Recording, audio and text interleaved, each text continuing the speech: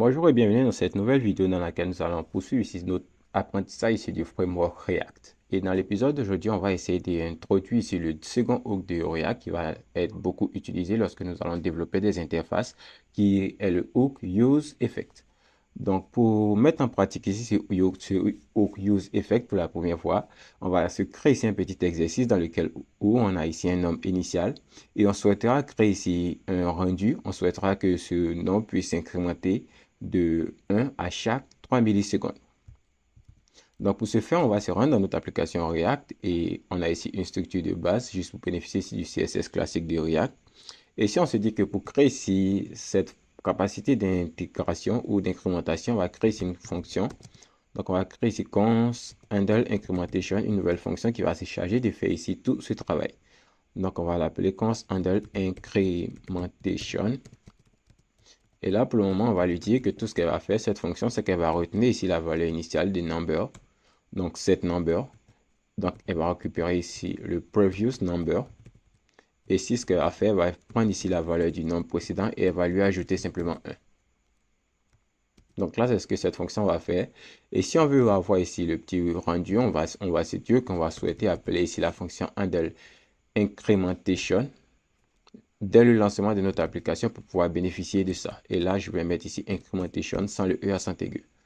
Donc, si on fait ce qu'on lance ici, on crée ici une parenthèse pour exécuter cette fonction, on se dit que là, lorsque la page va être rendue, on aura ici notre code qui sera exécuté.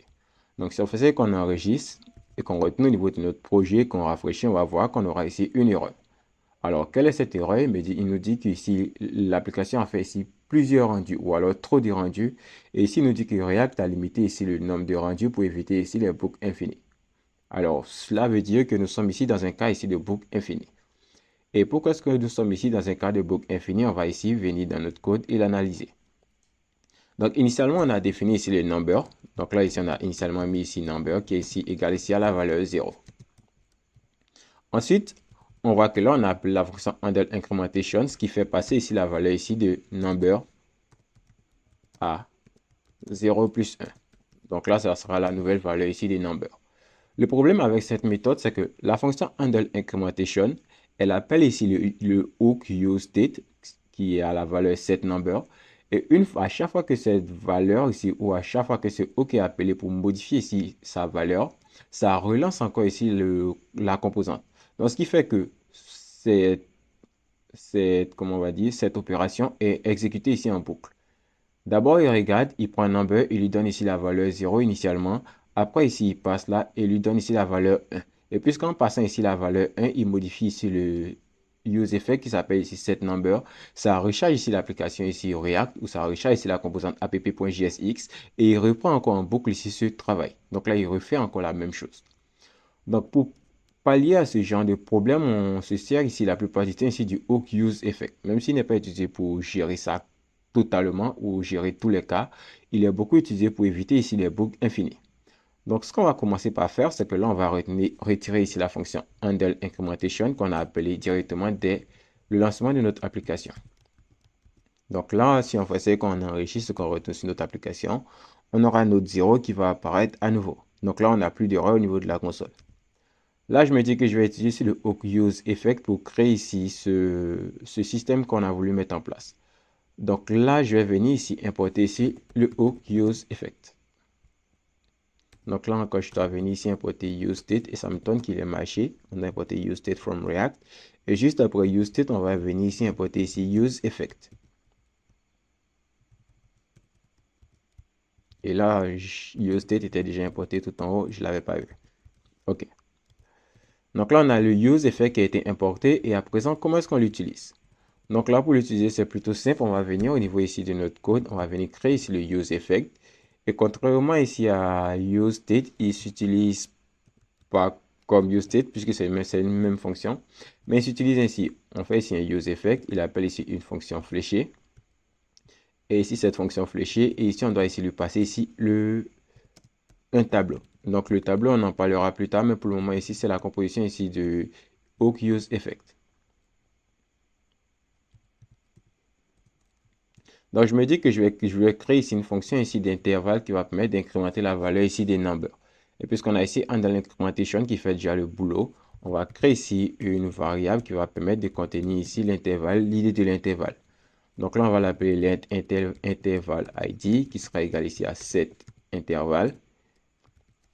Et ici, puisqu'on veut utiliser ici le set intervalle classique, on va utiliser ici le set intervalle. On va mettre ici la fonction under incrementation. Et ici, on va mettre le temps d'attente. Donc là, ça va fonctionner ainsi. Et ensuite, ce qu'on va faire, c'est que là, ici, on va venir faire ici un return. On va retenir ici une fonction fléchée. Et ici, on va mettre ici le clé intervalle.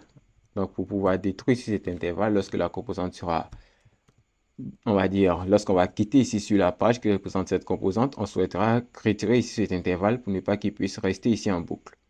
Parce que là, si on met ici un console.log, puisqu'on n'a pas deux pages, ça ne va pas s'afficher. On peut mettre ici message de l'intervalle. Donc, on a ici message d'intervalle et là, ça doit s'afficher en boucle jusqu'à ce qu'on quitte ici cette page. Et puisque actuellement, on n'a qu'une seule composante app.jsx, ça va s'afficher en boucle au niveau ici de la console. Donc là, on a créé ici l'idée de l'intervalle pour pouvoir ici le détruire si plutôt on souhaite quitter ici cette page. Donc la plupart du temps, lorsque vous créez des interfaces, des intervalles plutôt sur des composantes React, vous devez créer ici une fonction de destruction ici de ces intervalles lorsque vous allez quitter ici la composante. Donc, si on fait ce qu'on enregistre, c'est qu'on retourne au niveau de notre application et qu'on rafraîchit, on passe de 0. On va voir que la valeur va s'incrémenter. On va passer à 1. On va passer à 2. Et on voit qu'à chaque fois ici, on a ici le message de l'intervalle qui apparaît. Et là, lui, comme je l'ai dit, il va continuer d'apparaître en boucle puisqu'il doit ici se détruire lorsqu'on quitte ici cette page. Alors, on a notre chiffre qui s'incrémente correctement. Et si jamais plus tard, on a ici un système de plusieurs pages, lorsqu'on va parler ici du module ici sur les routings, lorsqu'on va créer ici un intervalle sur une composante donnée, qu'on va quitter la page, ça va appeler ici le clé intervalle pour supprimer ici l'intervalle qu'on a défini ici. Donc, voilà pourquoi est-ce que ici, j'ai retenu ici le clé intervalle. Donc, en résumé, le use effect est utilisé la plupart du temps pour éviter ici les boucles infinies.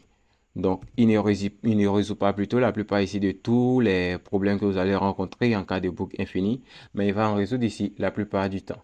Alors, pour cette brève introduction ici au use effect, qu'est-ce que nous pouvons retenir? Ici, on peut retenir que l'utilisation ici de use effect se fait différemment. D'abord, la composante est montée et les valeurs de la composante sont rendues. Ensuite, après que la composante soit montée, qu'on a ici le retour où le contenu s'affiche aux yeux de l'utilisateur, on a ici ce use effect qui démarre. Donc, lui, il démarre toujours après que la composante soit montée.